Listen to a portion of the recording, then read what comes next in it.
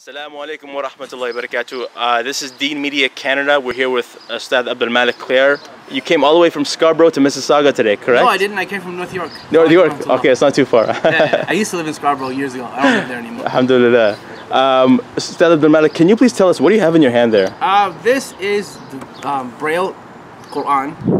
So Braille, for those who may not know, is a 6-dot script or a 6-dot system that blind people or people without their eyesight use to read. It can be made into different languages, English being primary, even though it's actually a French system. English, French, Spanish, and we have it in Arabic as well. So the Braille Qur'an was translated into Arabic. The letters were formed in the Arabic language. So we have letters for Dad and Ta and Va and Qaf and all these different letters.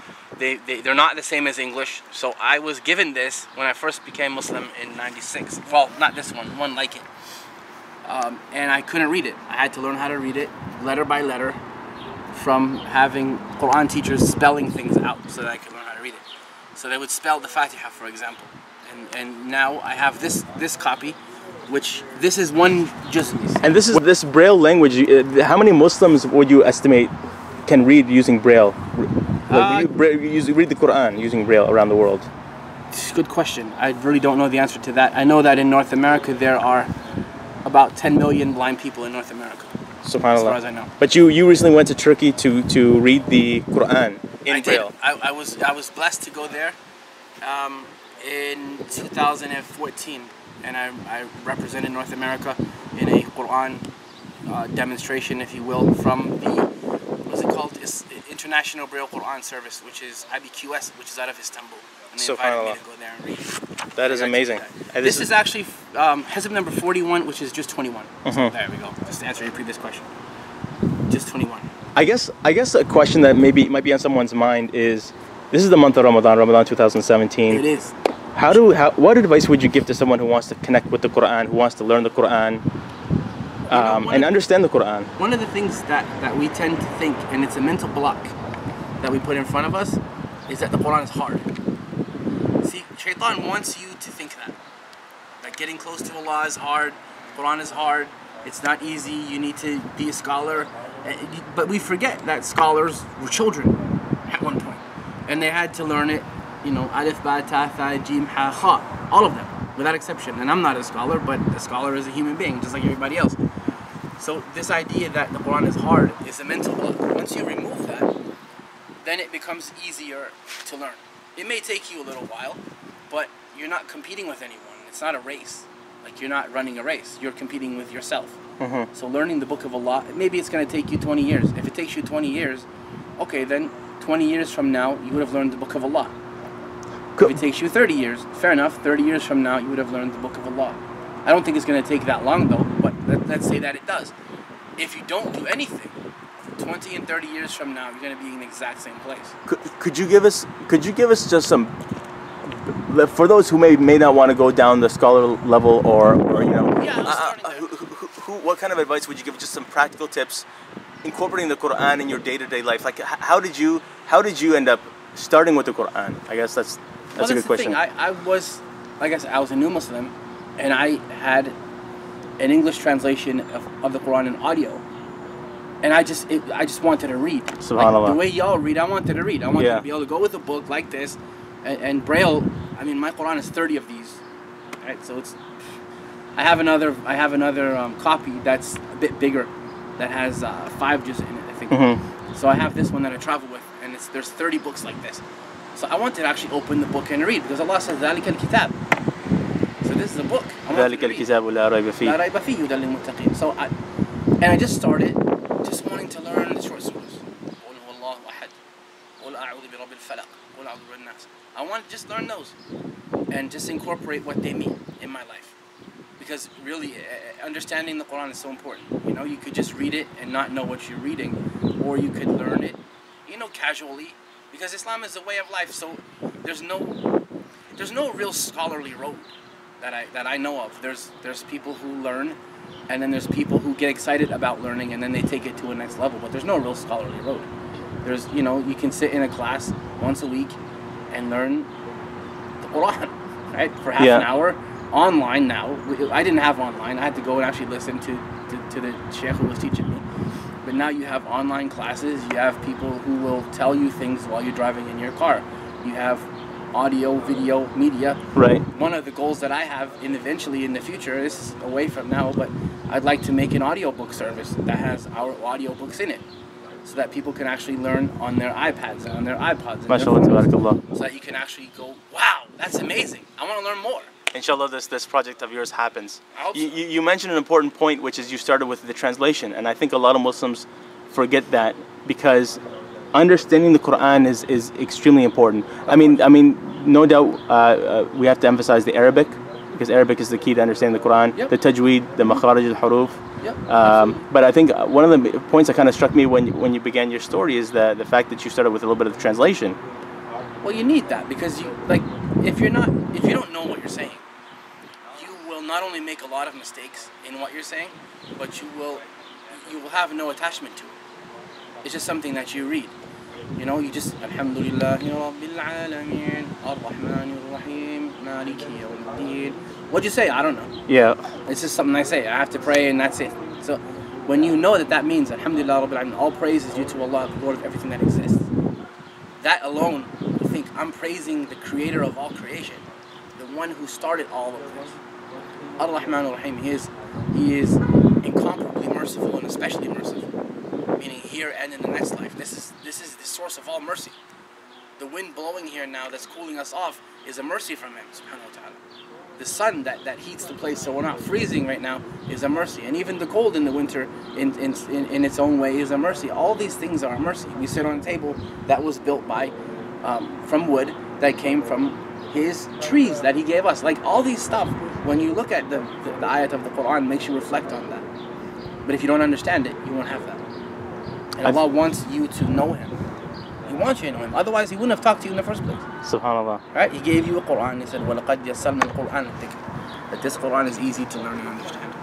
And He wants to have a relationship with you. He wants to. Right? So if your favorite celebrity wrote you a letter in a different language, let's say, for example, Muslims are into football.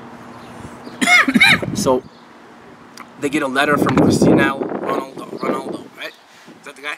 I think so. I'm not a I'm not a big soccer fan. I butchered that name horribly. and this is not an attack on him. So don't. Hey, he's attacking Ronaldo.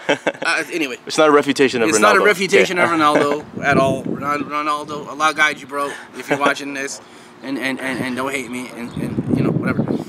But if he wrote you a letter in I think he speaks Portuguese. Is it? Because he's from Brazil.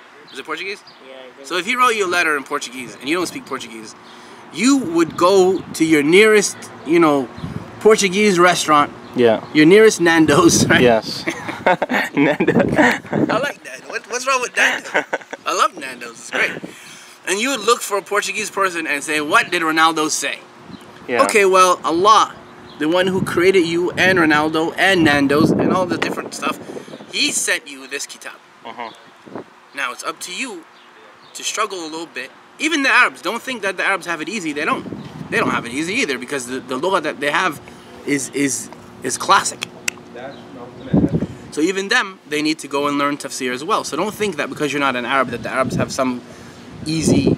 They may have it a little easier than you because of the language, but not every Arab can read the Quran necessarily.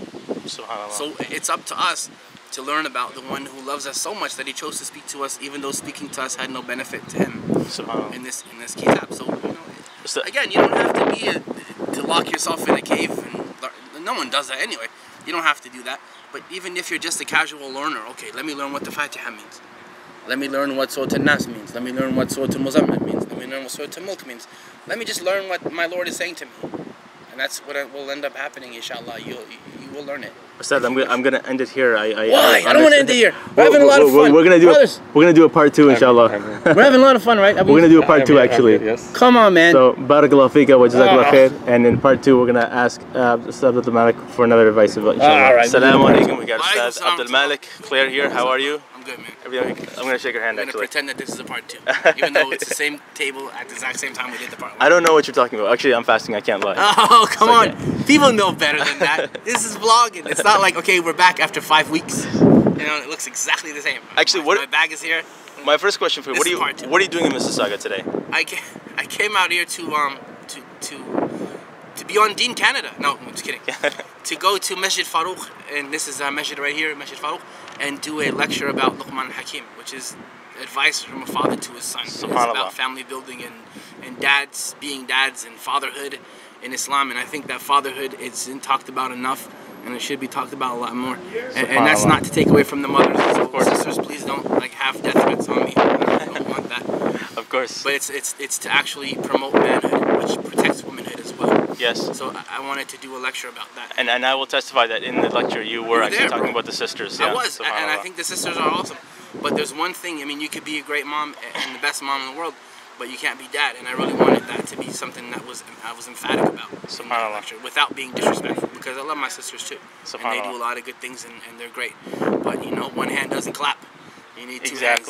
That's what parenting is all about. I want to ask you a question that's a hot topic, maybe for Muslims in Canada. This is Deen Media Canada, so we want to focus on Muslims in Canada, but even around the globe as well too.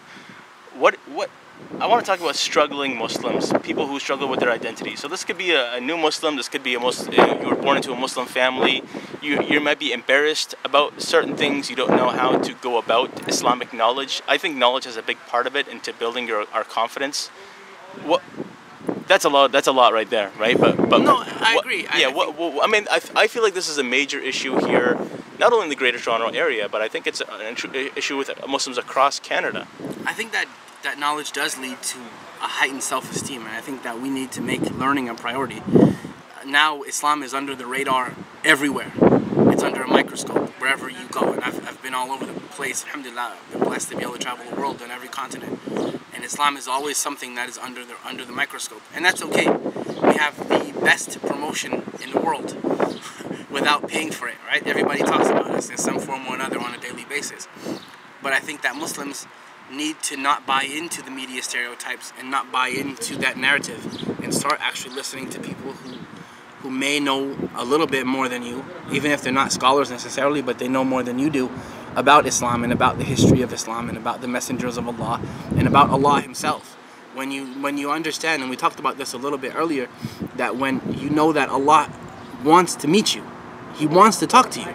وَإِذَا سَأَلَكَ عِبَادِي عَنِّي فَإِنِّي قَرِيبٌ. He says, when my servant asks about me, I'm close to him. Like, He doesn't hate you. And a lot of the Muslims think, you know what, I'm bad, I've done so much bad and so much wrong that Allah must hate me, so I'm just going to go to hell anyway, let me just party and do whatever I want to do. Allah doesn't hate you, and I think that's one of the things that we need to establish in Muslim kids, especially in the Western countries, that Allah doesn't hate you. The narrative of you being backwards is a wrong narrative. The narrative of you coming from savage countries is a wrong narrative. The narrative that Islam is somehow prehistoric and backward is a wrong and incorrect and obnoxious narrative. And I think that's very important that we establish that with our people, that we learn, thus growing our self-esteem as a community and as individuals, so that we can actually benefit the society around us, get stronger, and not be ashamed of our Islam. Because Allah chose you for an amazing purpose.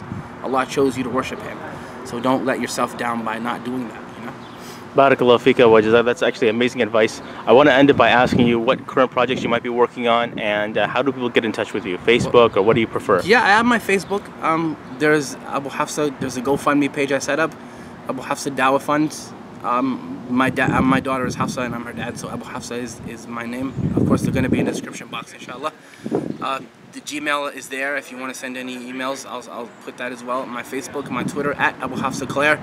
You could follow me there and keep up with me. The GoFundMe basically is to supplement my work, because I do this on a full-time basis, and I don't always go places where I'm paid speakers fees, right? So I don't always do that. So when they fund my work, they're actually funding me and funding what I'm doing and being a part of that and partnering up with me as well. So I'll give you all of that, but that's basically what it is, the AbuHafsa Clare, AbuHafsa Dawah Fund. There's AbuHafsa Clare on Facebook, AbuHafsa Clare Twitter. There's AbdulMalik Clare on YouTube. There's all kinds of stuff, man. I'm all over the place here. Barakallahu fika wa jazakallah khair. And inshallah, we'll be in touch. And follow Deen Media Canada. Thank you so much. Please do that and support them, man. I didn't pay you to say that, by the way. No, you didn't. We need to do this. This is something, honestly, like, we need our own media outlets. And I know you got me on a time limit. I don't care. We need media outlets, and we need things that promote our narrative. That this is something that Islam is. We shouldn't be listening to other people all the time. CNN doesn't know your Deen. I thought Fox News were the experts. So do they. Problem is they're not. Right? So we need to support Deen Media Canada, and you need to share this video with people, not because I'm on it. Share the other videos that I'm not on. And let's make this a thing where it's not just something small, it's something huge.